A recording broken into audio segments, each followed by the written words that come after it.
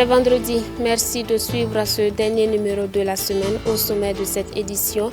28e édition du FESPACO, le Conseil supérieur de la communication a abrité une table ronde regroupant acteurs du cinéma africain et instances de régulation africaine de la communication.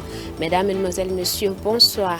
De la petite boubou qui est à table, merci de nous rejoindre.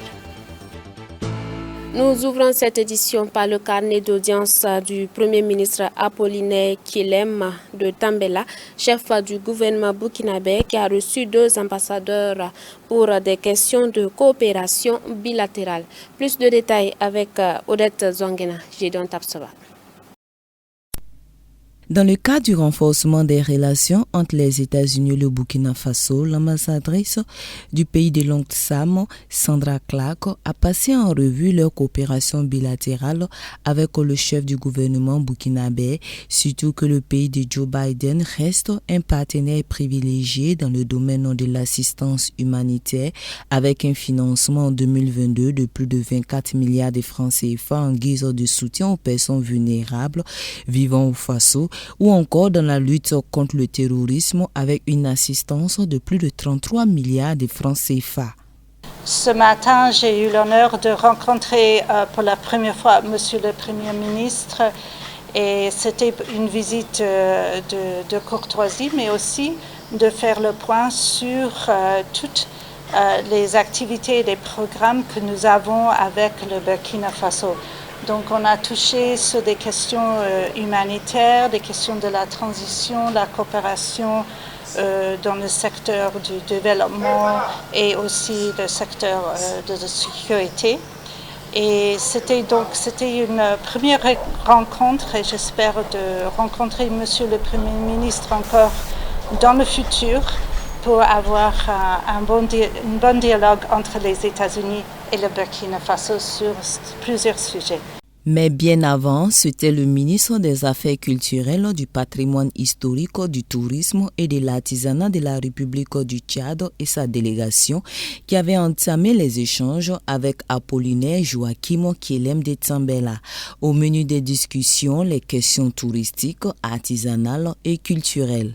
L'objet de notre rencontre de ce matin tourne autour de la coopération entre le Burkina Faso, qui est un pays frère, et la République du Tchad, surtout dans le domaine du tourisme, de l'artisanat et de la culture, que nous savons très bien que le Burkina Faso a une expertise avérée dans ces 3 domaines dont je viens de citer, surtout plus précisément dans l'artisanat, dont nous voulons beaucoup apprendre. Et nous avons aussi plaidé auprès du Premier ministre du gouvernement pour que le Tchad souhaite vivement qu'il devienne le pays invité d'honneur du FESPACO, la 29e édition. S'agissant de leur doléance, le chef du gouvernement semble y avoir prêté oreille attentive puisque ses hôtes repartent confiants avec l'assurance que le Tchad sera le pays invité d'honneur de la 29e édition du Festival panafricain du cinéma et de la télévision de Ouagadougou FESPACO. Ce jeudi 2 mars 2023, en marge du Festival panafricain du cinéma et de la télévision de Ouagadougou, le Conseil supérieur de la communication a abrité une table ronde regroupant acteurs du cinéma et instances de régulation africaine de la communication.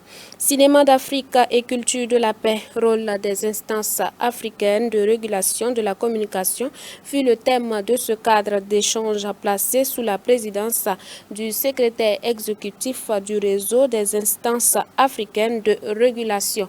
Nathalie Wedrago, Yannick Kabouré nous en disent plus. Cinéma d'Afrique et culture de la paix, rôle des instances africaines de régulation de la communication. C'est le thème qui réunit acteurs du cinéma et de l'audiovisuel et instances de régulation de la communication de l'espace UEMOA. Une traditionnelle table ronde organisée en marge de chaque édition du FESPACO et qui permettra cette fois-ci aux différents participants de mener un certain nombre de réflexions à même d'apporter une contribution plus efficiente du cinéma à la recherche de la paix dans un espace fragilisé par l'insécurité. Nous savons que nos populations regardent beaucoup la télévision, les productions cinématographiques comblent la majeure partie en tout cas de certains programmes télévisuels et nous pensons que ce que ces films-là diffusent a une grande influence sur les comportements de nos populations. Dans ce contexte de défis sécuritaires, nous avons besoin d'avoir des populations qui prennent grandement conscience de leur rôle dans la préservation de la sécurité des individus, des biens et de l'ensemble de notre territoire. Nous pensons que les œuvres cinématographiques peuvent avoir des contributions dans ce sens-là.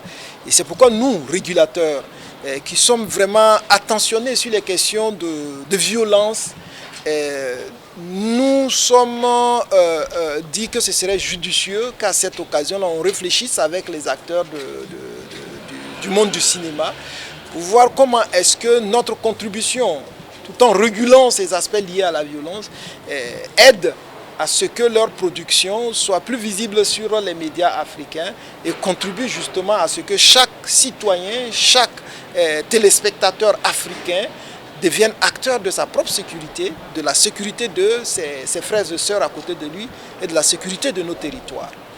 Pour ces moments d'échange est présent le secrétaire exécutif du réseau des instances africaines de régulation, convaincu que de cette conjugaison d'intelligence naîtra des conclusions qui pourront être adoptées pour que vive l'audiovisuel et le cinéma africain au service du développement de nos pays. La portée, c'est d'abord, comme vous le savez, échange d'expérience. Et lorsqu'on échange d'expérience, ça veut dire que on apprend toujours des uns et des autres. La portée aussi, c'est que les autres instances de régulation des pays africains, dont nous sommes secrétaires exécutifs, donc feront de nos conclusions et très prochainement, nous pensons bien, une décision. Et en dehors du RIAC, nous avons l'UMOA.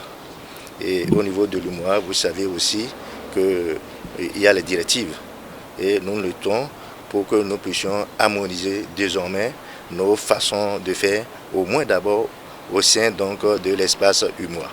En rappel, le Festival panafricain du cinéma et de la télévision de Ouagadougou se poursuit jusqu'au 4 mars 2023.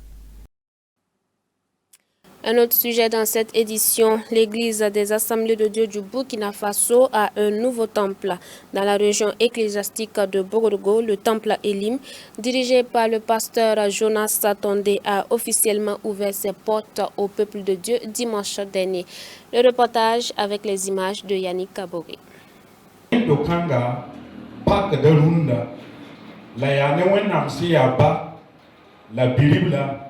Dans le sud de la ville de Ouagadougou, village de Sondin, un nouveau lieu de culte ouvre ses portes. Le temple Elim se veut un lieu de prière, de prédication de la parole de Dieu, selon le pasteur principal de cette église qui a officiellement reçu les clés de cette bâtisse des mains de ses responsables ecclésiastiques. On était depuis fort longtemps, mais la vision était là, c'est les moyens qui n'étaient pas là. Sinon, c'est depuis à la sortie de l'école publique, là où j'étais, Temple Philadelphie, j'avais la vision pour faire une autre église. Mais les moyens n'étaient pas là. Malgré tout ça, ça avançait, donc je voyais que les moyens là n'ont jamais venu. Donc, on a décidé seulement avec la foi. J'ai lu la Bible, j'ai trouvé que Temple Elim là, c'était la source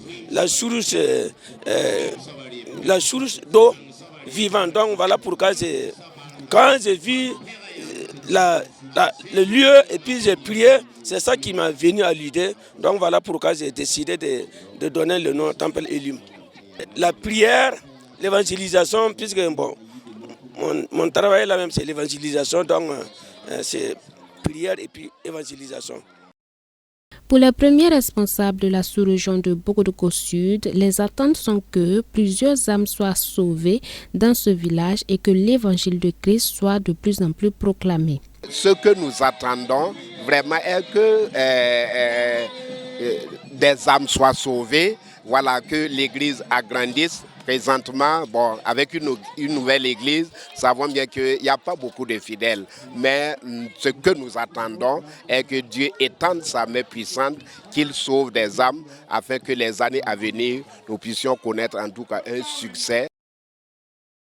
L'importance de construire une maison pour Dieu, selon Exode, le chapitre 25 au verset 8, c'est l'intitulé du message donné par le pasteur Sourgou qui a introduit son intervention en posant la question suivante.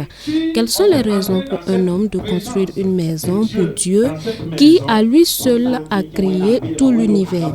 L'orateur répond en indiquant que lorsque l'on construit une maison pour Dieu, Dieu y réside au milieu de son peuple.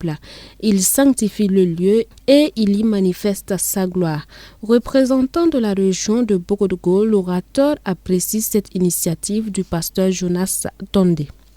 Nous apprécions l'initiative du pasteur qui a eu cette vision et nous disons que ça s'inscrit dans la droite ligne avec la parole de Dieu et il a les encouragements de la région ainsi que tous ceux qui s'engagent à faire le culte ici. Nous les encourageons à être assidus au culte. C'est un temple de 200 places qui se met ainsi à la disposition de la population de Sorodé.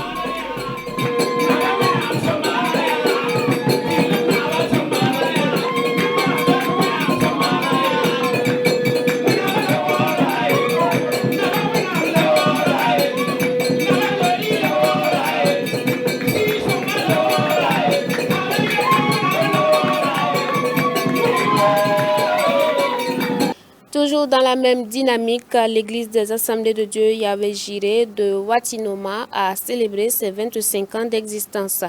Débuté il y a de cela un mois avec des enseignements autour du thème « Les signes des temps de la fin » et autres activités, le culte d'action de grâce de ces festivités a eu lieu dimanche dernier. Plus de détails avec Nathalie Ouedraogo, Gédon Tapsova.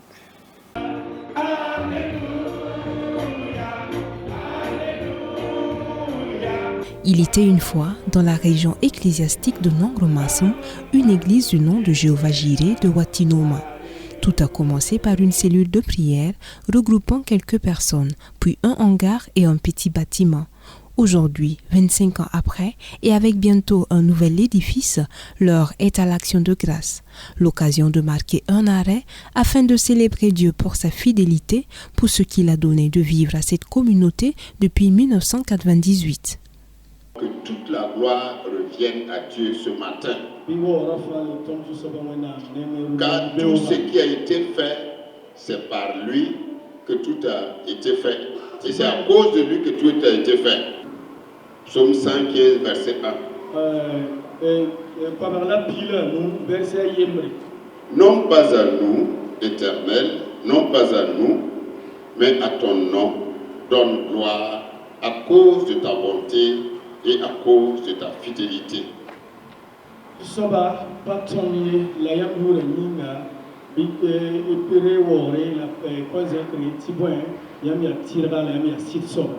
Et nous voulons encore nous approprier cette déclaration de Jésus.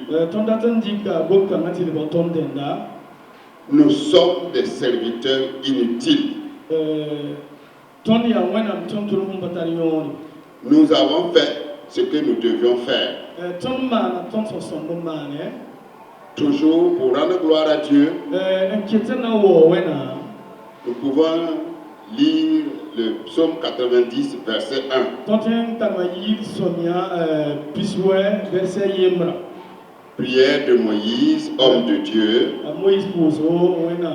Seigneur, tu as été pour nous un refuge de génération en génération.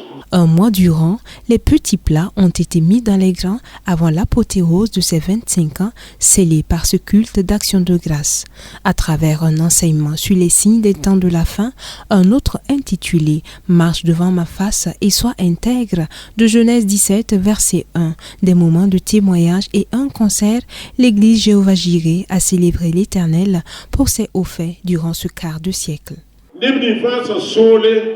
va dire merci à ceux qui dans l'ombre nous ont fait du bien. Concernant l'activité, à travers leur poche, à travers la prière et différentes formes de temps, afin qu'aujourd'hui nous disons merci à tous. Que la paix et la sagesse de Dieu qui surpasse toutes choses puissent et vous faire du bien. Au nom de Jésus-Christ. On vous dit merci au nom de Jésus. Que Dieu nous donne encore 25 ans.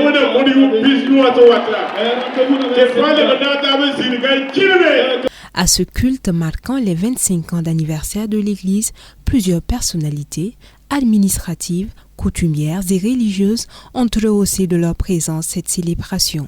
Au nom des autorités religieuses, le président de la région, par ailleurs orateur du jour, qui dans un court message a béni l'ensemble de l'Église sans manquer d'exhorter le peuple de Dieu à avoir une conduite intègre devant Dieu.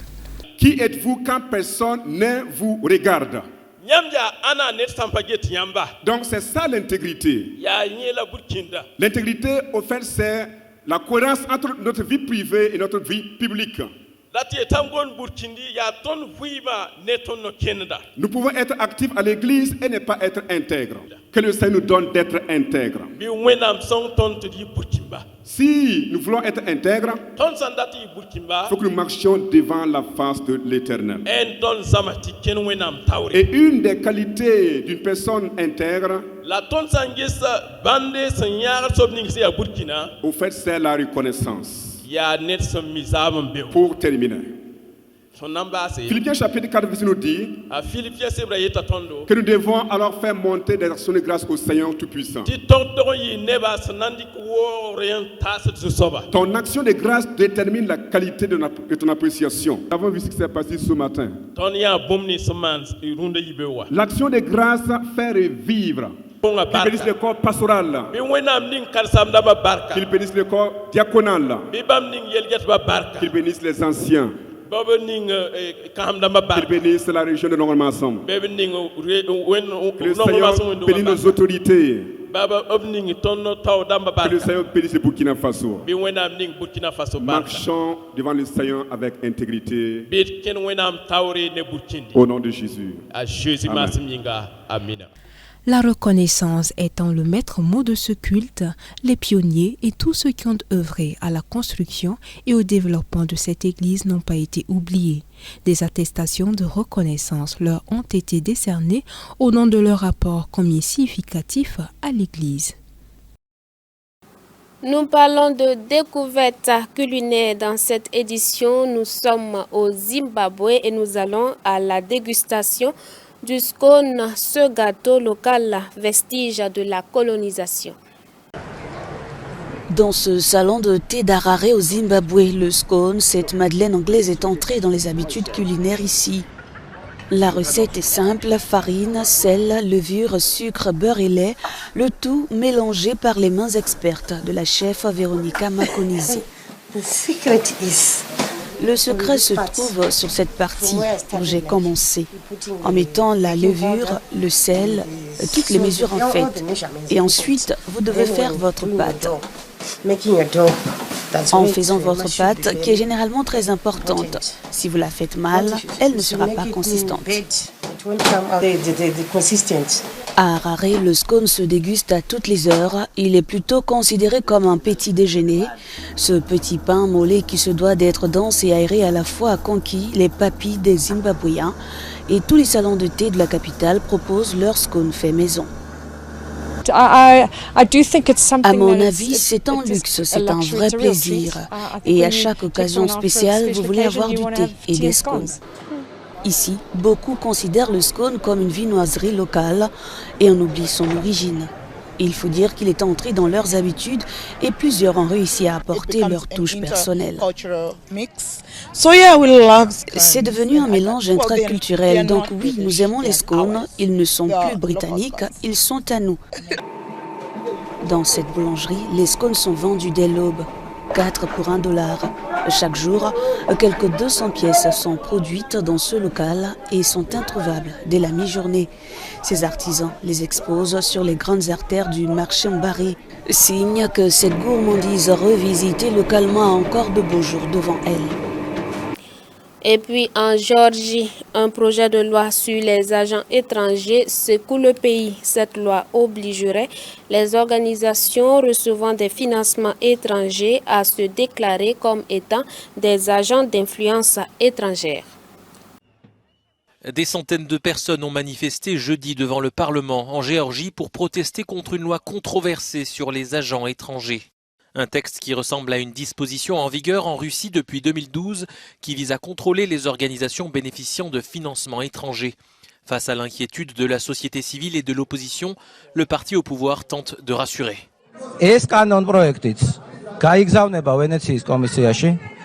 და მე იმედი მაქვს რომ თქვენ ყველანი დარწმუნებული ხართ რომ ვენეციის კომისია არ მოგცემს ისეთ დასკვნას რომელიც შეეწინააღმდეგება საქართველოს ევროკავშირში ინტეგრაციის ინტერესს.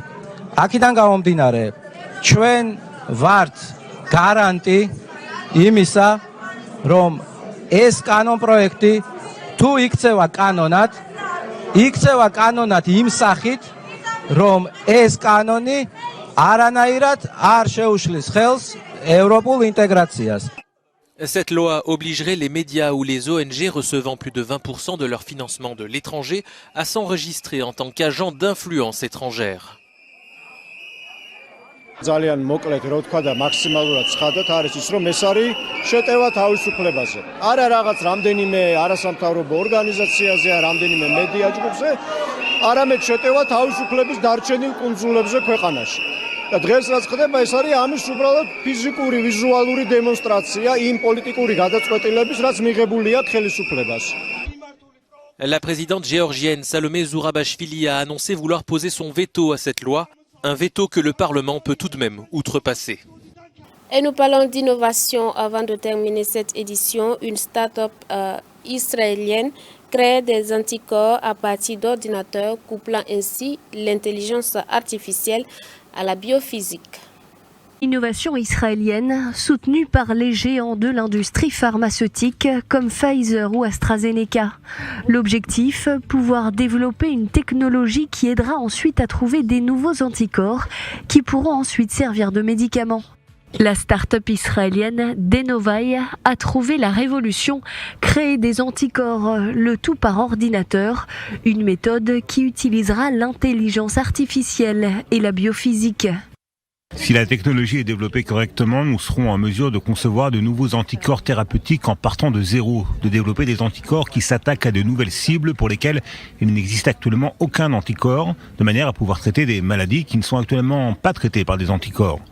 Les anticorps thérapeutiques sont connus pour leur capacité à sauver des vies.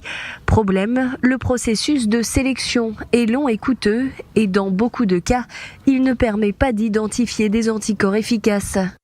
Actuellement, le développement d'un nouveau médicament dépasse largement les milliards de dollars et prend bien plus de 10 ans.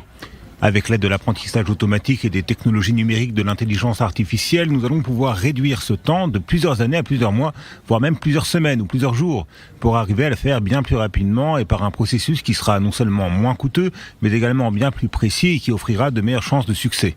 La start-up israélienne travaille sur le projet depuis plus de 2 ans avec un fonds de 2 milliards de dollars. L'innovation est soutenue par l'autorité israélienne de l'innovation qui veut inciter les sociétés israéliennes à se familiariser avec divers développements innovants dans le domaine des sciences de la vie. Que la grâce du Seigneur Jésus-Christ, l'amour de Dieu et la communication du Saint-Esprit soient avec nous tous.